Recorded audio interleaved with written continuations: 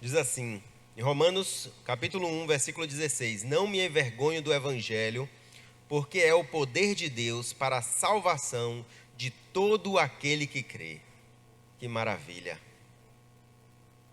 Paulo tinha um motivo, ele fala, para não se envergonhar de falar do evangelho, de falar de Deus, não só de falar, mas de viver, de presenciar o evangelho, de praticar o evangelho.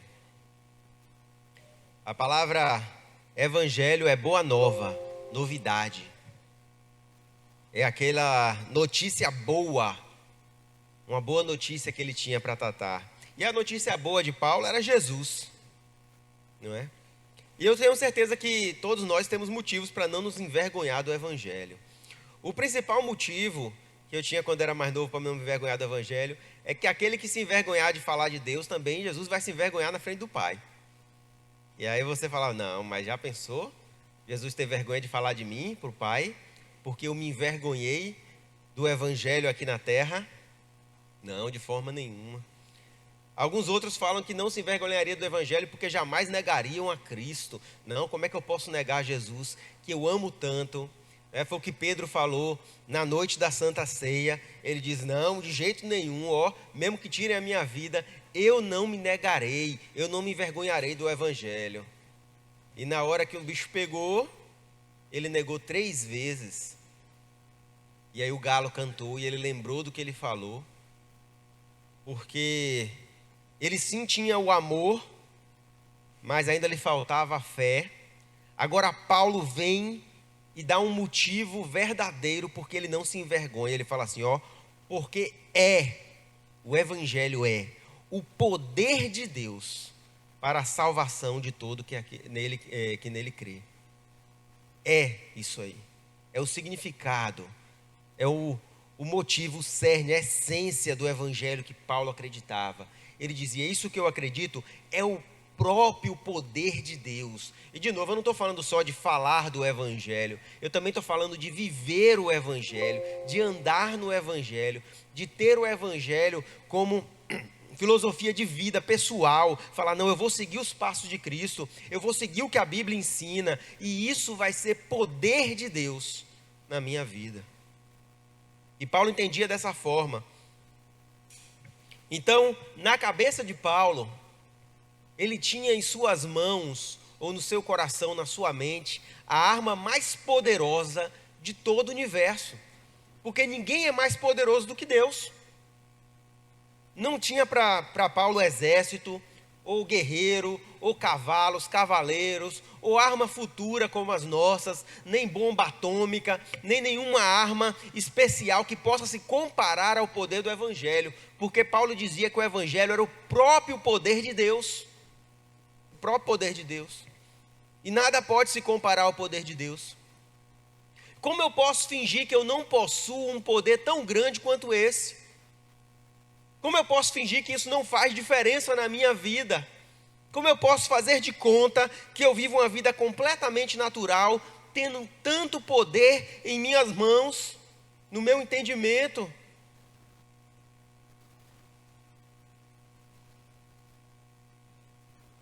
E ele dizia, eu conhecia Cristo, e agora eu preciso anunciar este evangelho. Porque o poder que eu tenho agora em minhas mãos é muito grande, e se eu não usar esse poder, todo o resto não fará sentido. Quanto poder tem no evangelho? Quanto poder tem na palavra de Deus? Quanto poder está comprimido, compresso na Bíblia, nas promessas, nos ensinamentos, nas palavras de Deus, nas profecias, nas bênçãos prometidas. Quanto poder há ali? Poder suficiente para derrotar um inimigo muito maior do que você. Olha só a história de Davi. O povo olhava para Golias e não via condição de se derrotar um guerreiro como aquele. Eu acho engraçado quando a gente assiste os filmes de hoje em dia, porque a forma de narrar mudou bastante, né, as coisas. E hoje tudo é tão pressão, tudo é tão exagerado, tudo é tão assim, que quando você lê uma história como a de Davi, parece que foi algo pequeno. Porque esses diretores de hoje em dia fazem os filmes com uma pressão. É gente que cai de prédio e não morre em cima de carro. É explodindo para tudo que é lado, explosão, o cara pula da explosão aí, desvia de bala e faz tudo. E até parece que as coisas narradas na Bíblia são pequenas perto disso. Mas é só uma questão de narrativa, porque se você for parar para entender o que está acontecendo ali, meus irmãos, é algo absurdo, é algo inimaginável. Porque não é mentira, não é uma fantasia hollywoodiana, não. As pessoas estavam com medo daquele gigante. Era um homem de mais de 2 metros e tanto de altura, totalmente armado, com uma lança poderosa, gigante, quase do peso de um homem. Uma espada, um escudo que não dava para se carregar. Davi desistiu de carregar a armadura de Saul, que devia ter perto de seus 2 metros. Imagine, pastor. Saul, quando chegava perto do gigante, era pequeno, era baixinho. E os homens olhavam para aquele gigante, se escondiam e falavam: ninguém em Israel pode derrotar este homem. É impossível. Está fora do natural. E eles tinham junto deles uma arma super poderosa. Eles tinham junto dele um conhecimento poderoso. Eles tinham junto dele um Deus que pode salvar. Mas eles faziam de conta que não tinham. Eles estavam escondidos. É como alguém que tem uma metralhadora se rendendo, alguém que puxou um canivete. Você consegue imaginar isso? Um soldado todo armado, de colete à prova de bala, com a metralhadora na mão. Chega alguém, puxa um canivete, ele, eu não tenho como. Eu não tenho como ir contra esse canivete, porque ele vai acabar me cortando, eu estou aqui desarmado. Era assim que o povo fazia. E quando Davi vê aquela situação, ele fala: o que está acontecendo? Por que Israel está escondido? Por que todos estão com medo desse incircunciso? O que está acontecendo? Nós temos Deus. Ele está do nosso lado. Ele está aqui contigo. E você está fingindo que esse poder não está do teu lado, que isso não está ao teu alcance, e que você não pode fazer nada. O que é que eu posso fazer? E Davi desafia o gigante. Olha, meus irmãos, racionalmente Davi sabia que Deus ia agir e ele ia vencer. Mas eu tenho certeza que no seu íntimo o medo surgia. É natural, porque nós somos humanos. Na racionalidade dele, de alguém que conhecia a Deus, ele falava: olha, Deus já me livrou do leão, Deus já me livrou do urso, Deus também vai me livrar do gigante. Mas no subconsciente dele, naquilo que é irracional, ele falava: como pode um homem tão pequeno como eu derrotar um homem tão grande quanto aquele? Note que o homem vê ao contrário. Ele fala: o racional seria pensar: eu não posso derrotá-lo. O irracional seria pensar: com a ajuda de Deus irei derrotá-lo. Mas Davi, ele já está contaminado pelo Espírito. E ele fala: eu tenho certeza da vitória. Mas dá um frio na barriga não saber como. Você acha que Davi não orou e não jejuou? Meus irmãos, é claro que ele orou e jejuou. Ele ia lutar contra um gigante, quase o dobro da altura dele. O pastor Daniel falou que ele vai até o rio hoje de manhã, falou do riacho, e escolhe pedrinhas de riacho. Sai mais fácil da funda quando ele solta a funda, porque não tem aresta, pastor. E ele escolhe algumas pedras de riacho. E quando ele vai se enfrentar com o gigante, eu imagino se ele não se envergonha de se apresentar diante daquele guerreiro com pau e pedras. Imagina essa batalha. Um gigante completamente armado, com armadura reluzente, uma lança, uma espada embainhada, um escudo na mão. Que alguém olha e fala: rapaz, é de respeito o cara, viu? Respeita o homem, que ele está todo armado. E do outro lado, outro time aparece com um menino, nem tinha alcançado a maioridade, o menor da sua casa, segurando uma vara de pastor e uma funda e umas pedras na mão. E todo Israel fala: que vergonha que a gente vai passar agora. Vai ser um massacre. E até o próprio inimigo dele olha para ele e fala: você acha que eu sou algum cachorro para você vir lutar comigo com pau e pedra? Mas Davi não se envergonha do evangelho, não se envergonha das boas novas em sua vida, não se envergonha do que aprendeu, do que vivenciou com Deus, daquilo que ele sabia que Deus era capaz de fazer. E ele fala: que pau, que pedra, eu vou contra ti em nome do Senhor dos Exércitos. Não há vergonha nisso, muito pelo contrário. Isso é o que garante a minha vitória. E você já sabe a minha história. Porque talvez se a gente vê um filme hoje contando essa história, falar: ah não, eu assisti um semana passada que era muito mais mentiroso do que esse. A diferença, meus irmãos, é que este é verdade. Realmente aconteceu. Aquela pedra atinge a testa do gigante e ele cai. E os filisteus ficam perplexos, falam assim: não, o que aconteceu aqui? Como pode isso? O povo de Israel fala: meu Deus, e não é que deu certo? E não é que esse menino e sua fé derrotaram o gigante? E Davi só falava: eu já sabia que Deus não permitiria que eu perecesse diante deste inimigo incircunciso. Eu já sabia, eu só não sabia como, mas eu tinha certeza que Deus não permitiria. Ele tem poder para salvar de um inimigo muito mais forte. Ele tem poder para salvar da fome, da necessidade. Meus irmãos, no texto de 1 Reis, no capítulo 17, vai contar a história de Elias, quando ele vai até a cidade de Sarepta encontrar com a viúva. Olha só o que o texto fala no versículo 9, o que Deus ordena para ele: vá imediatamente para a cidade de Sarepta de Sidom e fique lá. Eu ordenei a uma viúva daquele lugar que lhe forneça comida. É assim que Deus fala com ele: eu ordenei a uma viúva que lhe forneça comida.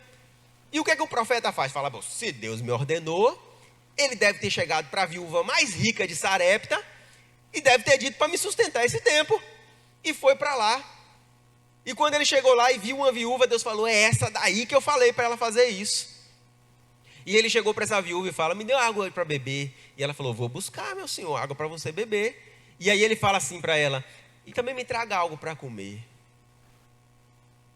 E a viúva olha para ele e fala: meu senhor, eu estou aqui colhendo essas plantas, esses temperos, porque eu vou fazer um bolo. E eu só tenho isso para comer. Eu só tenho isso para comer. Eu vou comer com meu filho isso aí, porque eu só tenho um pouquinho de azeite, um pouquinho de farinha, e depois eu vou morrer. Ora, meus irmãos, Deus tinha dito a Elias que ele tinha ordenado para a viúva que o fizesse, que sustentasse ele. Agora eu imagino aquela viúva pobre, meu irmão, que só tinha aquilo ali para comer. Ela fala: Senhor, me abençoa, porque eu só tenho um pouquinho de azeite, eu só tenho um pouquinho de farinha, me abençoa. E aí Deus se revela para ela e fala no coração dela. Ela fala: fala, Senhor, que tua serva ouve. E ele fala: estou mandando um cara aí para tu sustentar.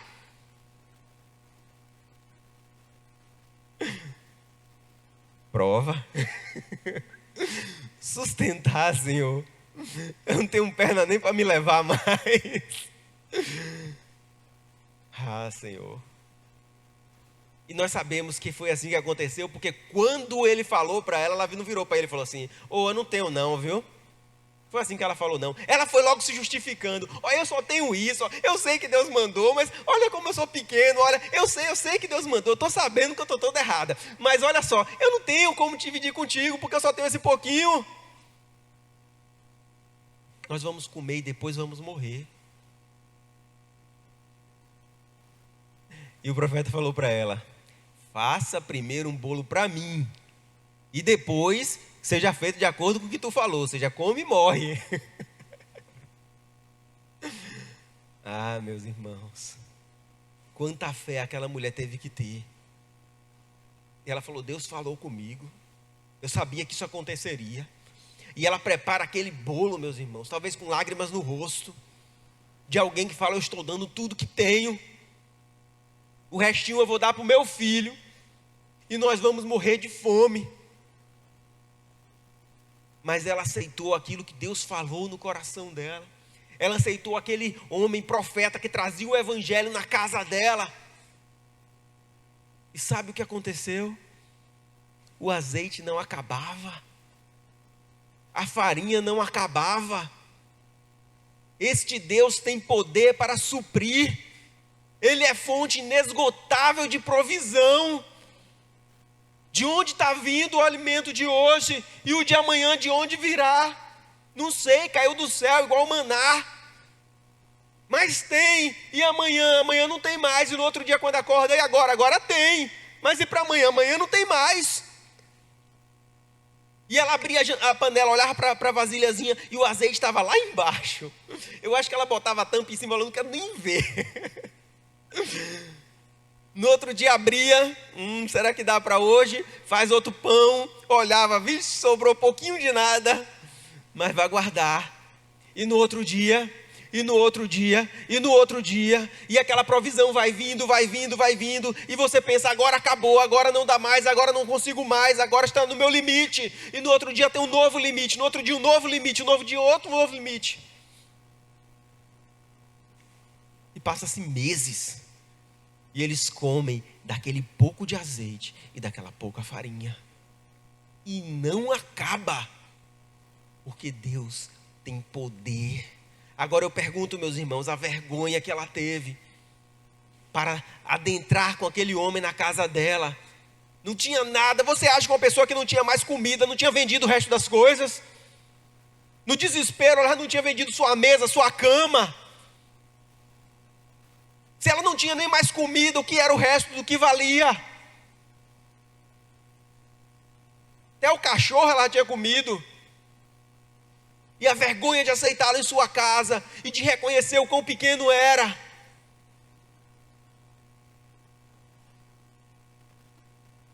Mas quando se encontra com Cristo,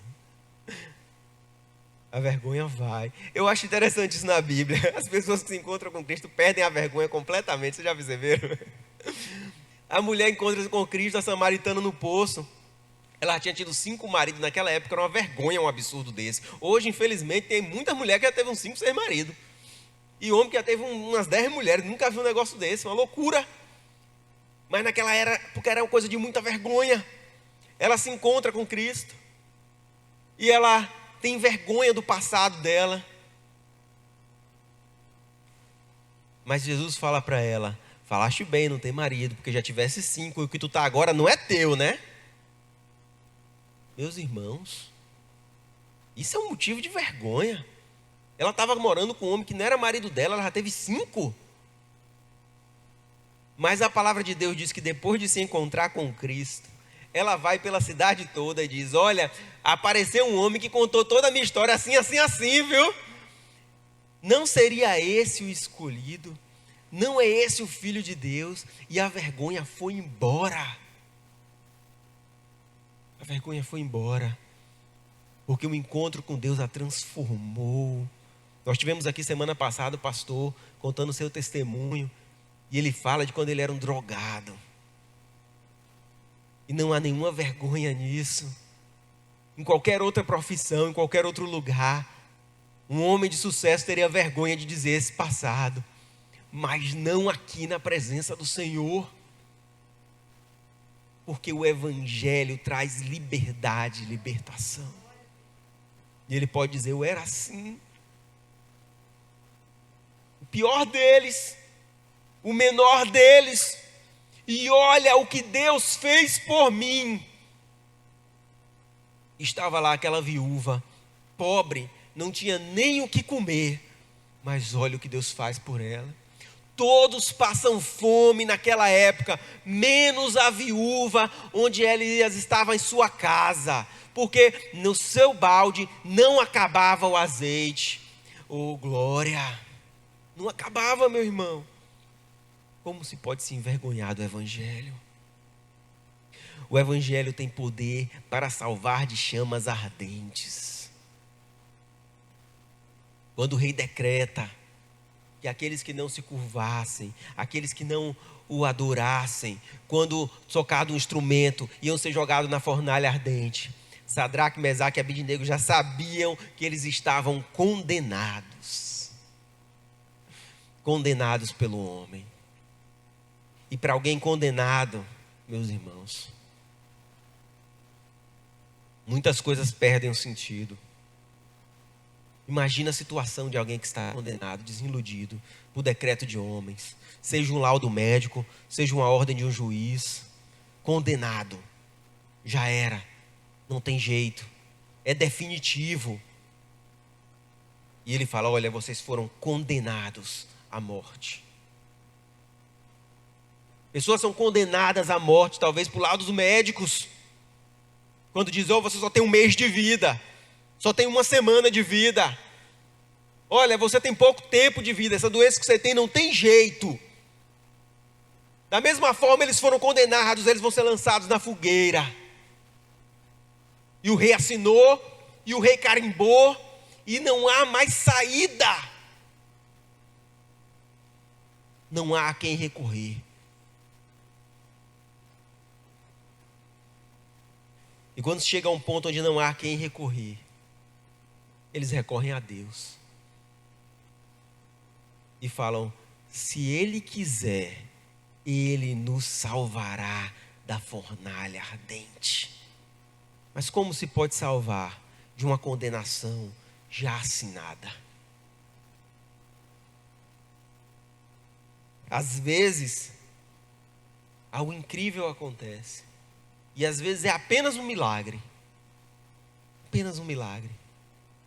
Porque poderia, sei lá, ter tido um terremoto, caído tudo, desabado tudo, matado um bocado de gente. E alguém ainda diria assim: rapaz, foi uma incrível sorte. Poderia talvez aquele fogo não ter pego de jeito nenhum. E alguém falou: alguém sabotou a fornalha. Mas lá estava a fornalha acesa e eles amarrados. E talvez alguém falasse assim: ah não, Deus não permitiria que eles fossem lançados. Deus não permitiria que eles fossem capturados. Ah, foram capturados. Ah, então Deus não vai permitir que eles sejam condenados. Foram condenados. Aí você fala: não, Deus não vai permitir que eles sejam amarrados. E aí eles são amarrados. Fala: Deus não vai permitir que a fornalha acenda. E a fornalha acende. Deus não vai permitir que ela fique quente. E ela fica tão quente que quem está botando brasa nela morre. Fala: então Deus não vai permitir que lancem eles lá. E aí pegam e lançam eles lá. E aí muita gente já se desesperou e falou: e por que Deus permitiu que tudo isso acontecesse? Porque Ele permitiu. Irmãos, Ele tem poder para salvar. Quando Jesus visita Marta e Maria, Lázaro está morto há 4 dias. E o que elas perguntam para ele é exatamente isso: por que o Senhor permitiu que o meu irmão morresse? Porque se estivesse aqui, ele não teria morrido.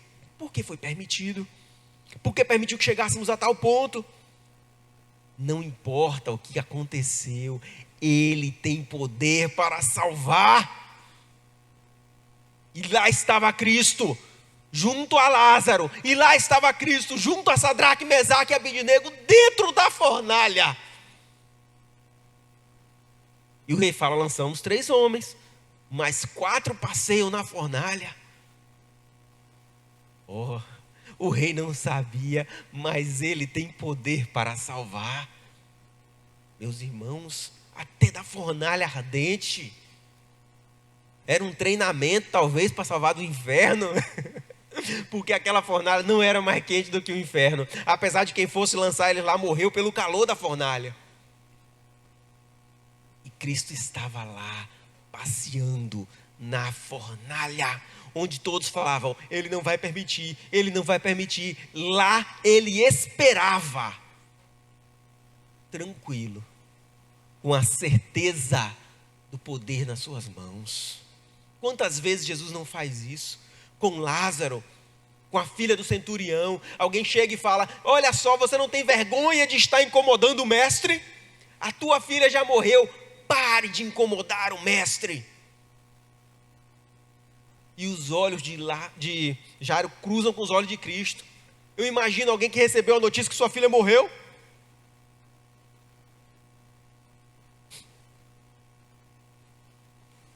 E Jesus fala, não temas, crê somente. Crê somente. Sabe por quê? Porque em suas mãos havia poder. Poder de verdade, meus irmãos. Não é esses ilusionismos que a gente vê por aí, não.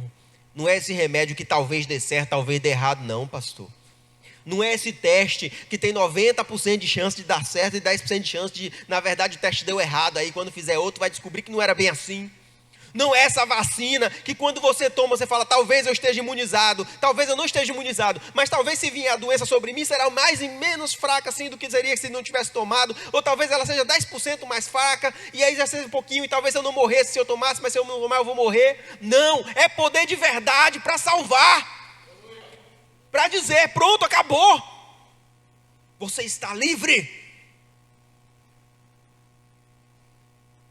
Oh, meu irmão, se apenas nós entendêssemos o que temos em nossas mãos, poder para desafiar gigantes, para desafiar todo tipo de provação, para desafiar chamas ardentes,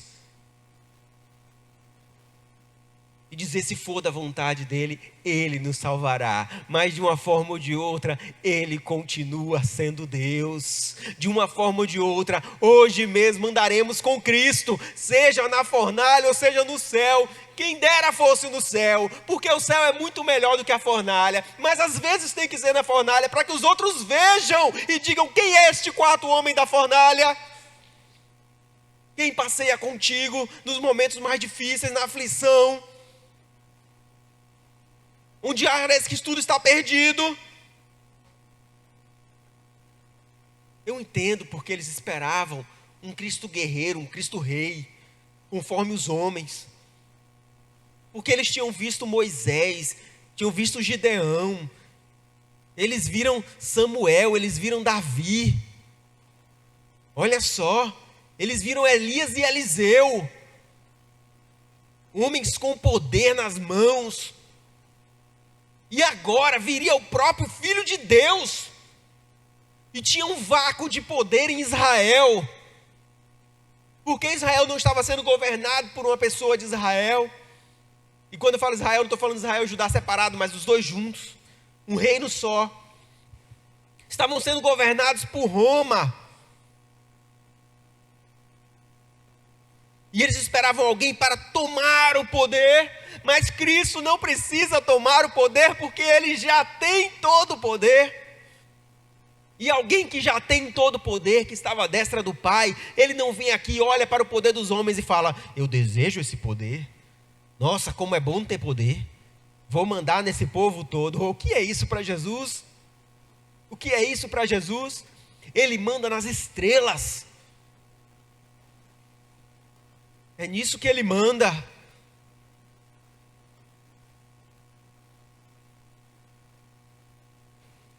E aí, meus irmãos, Cristo vem, não para tomar o poder, mas para tomar sobre si os pecados. Ele não veio para se exaltar, Ele veio para se humilhar.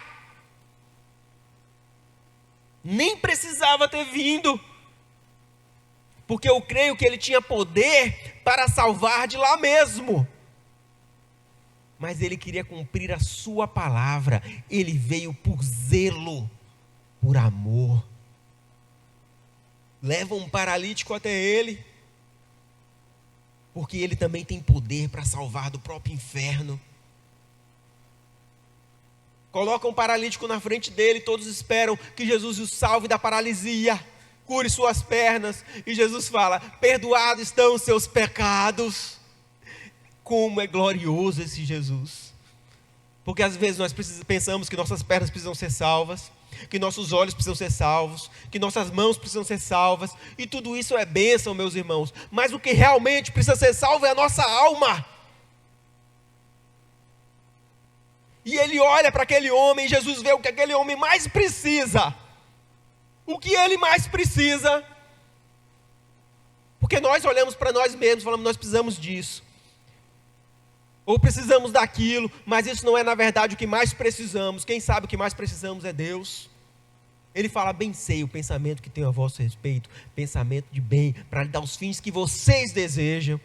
Porque nós achamos que desejamos o fim e sabemos o meio, mas nós desejamos o fim e não sabemos o meio de como chegar no fim que desejamos. Quem sabe é Deus. Você deseja estar no céu?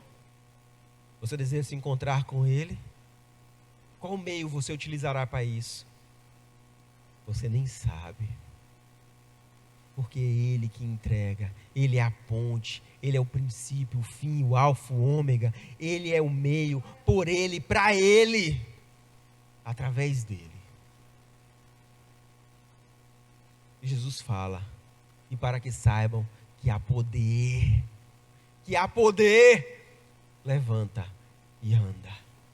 E aquele homem levanta e sai andando. E eu falo tudo isso para voltar para o texto em que Paulo fala que não se envergonha do Evangelho. Porque Paulo era um homem de posses, estudado, rico, respeitado em Roma e respeitado na Judéia, em Jerusalém. Conhecido, homem fino, educado. Fez faculdade, naquela época isso era muito raro. Sabia várias línguas. Todos olhavam para Paulo e falavam: ilustre, poderoso, respeitado, distinto. O homem era diferenciado. E de repente ele sai de perseguidor e se torna perseguido, um nada, um prisioneiro, esfomeado, maltrapilho, mal vestido.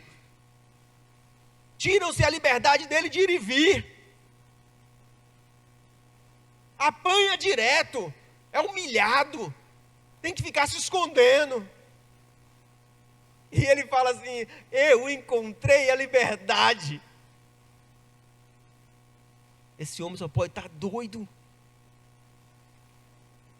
E para mim tudo que eu tinha é como um adubo, para não falar uma palavra pior. Tudo aquilo, todo conhecimento, toda sabedoria, toda riqueza que eu acumulei, todos os méritos, todos os títulos, não são nada se comparado ao Evangelho que eu adquiri. A boa nova, meus irmãos, é como alguém que encontra uma pérola extremamente preciosa.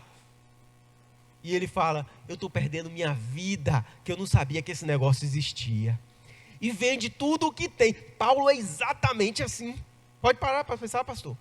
Vende tudo que tem, abre mão de tudo que tem, para adquirir aquilo que ele encontrou.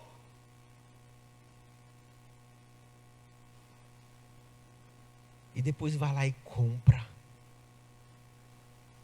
E ele diz: olha, agora, para muitos homens eu sou a sombra do que era. Eu era rico, influente, poderoso. Agora eu não tenho nem onde deitar, não tenho direito que comer, estou sendo sustentado pelos outros, tendo que mendigar às vezes. Mas eu não me envergonho do Evangelho, porque ele é poder de Deus para a salvação do que crê. Quando se tem um poder assim, o dinheiro perde o sentido. Porque por mais que ele acumule dinheiro, não se poderia fazer o que uma palavra de ordem da parte de Deus pode. Quando se tem uma revelação assim, o estudo se perde o sentido. Porque você pode fazer faculdade, mestrado, doutorado, PhD, pós-PhD, e vai lá o quê? E não conseguirá entender as coisas que Deus revela aos seus pequenininhos. Ou quantas faculdades Salomão fez para escrever Provérbios, até hoje o livro mais inteligente que existe. Este era o homem mais inteligente da terra, depois de Jesus. Tudo que acontece que fala que era o mais, meus irmãos, você tem que lembrar que é depois de Jesus, que Jesus, eles nem botam na disputa para não ficar sem graça, né? Então fala assim, Sansão era o homem mais forte da terra, depois de Jesus, né? De homem nascido com mulher não tinha ninguém como João Batista, depois de Jesus, viu? Depois de Jesus. Salomão era o homem mais sábio da terra, depois de Jesus. Viu? Era o rei mais rico, depois de Jesus. Porque não há comparação com Jesus. E Paulo fala, agora eu sou perseguido, mas finalmente eu sou livre. Sabe por que não me perseguiam antes? Porque não se perseguem presos. Não se persegue preso. Para que você vai perseguir alguém que já está preso?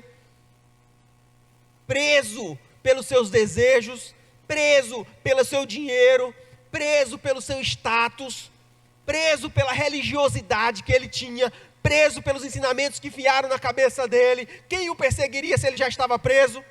Agora livre e verdadeiramente livre, liberto pelo Cordeiro, livre de todos os pecados. Agora ele era perseguido, porque se persegue é quem está livre, não quem está preso.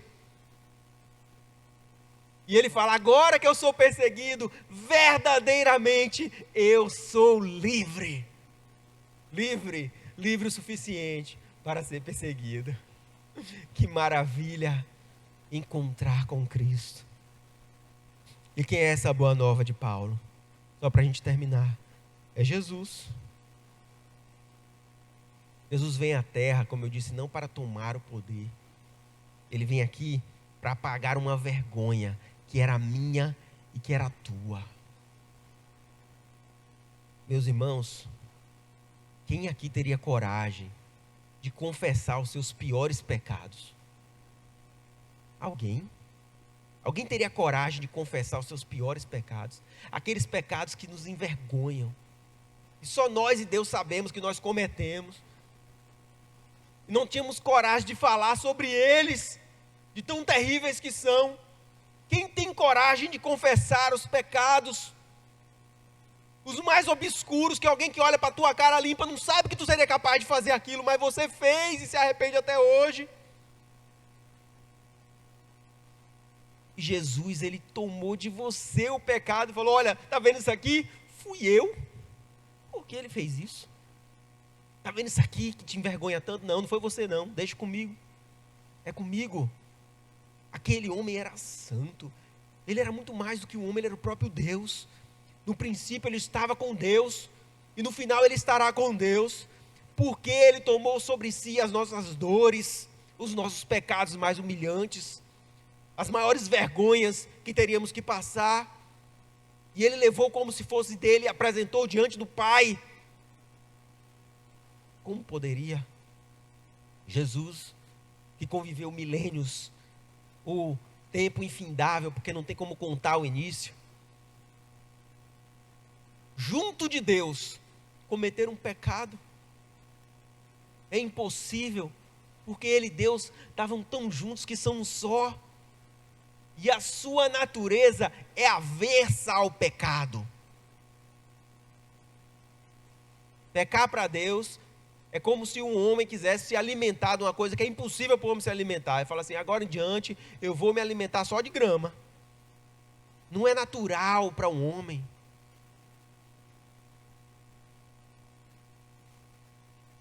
E ele tomou sobre si todos esses pecados. Os pregos da cruz, os espinhos da cruz, a própria cruz. É uma vergonha que ele não precisava passar. Quem tinha que passar por isso era eu e você. Ele carrega o madeiro nas costas, meus irmãos, sem ter feito nada errado.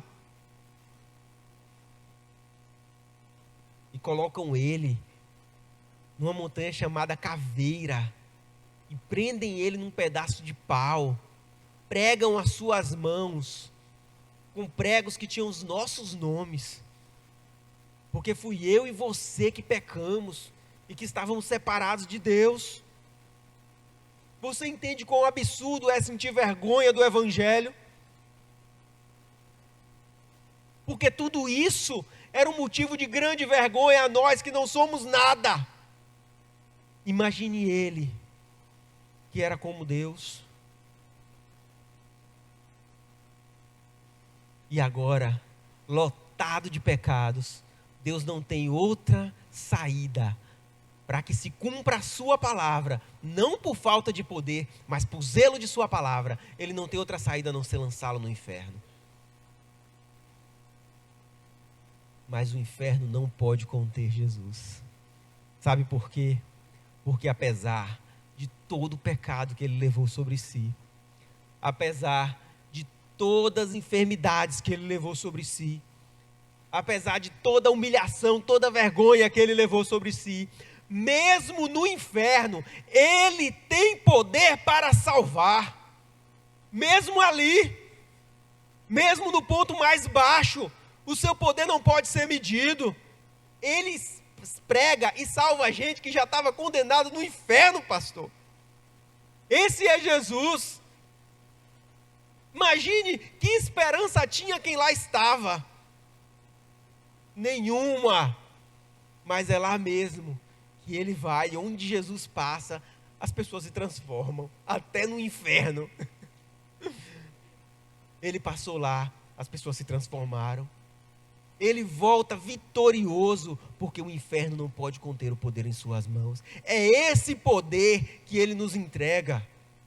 Meus irmãos, como podemos entender tal poder, para que a gente possa utilizá-lo? Um pouquinho desse poder que ele tem. Quão maravilhoso é esse.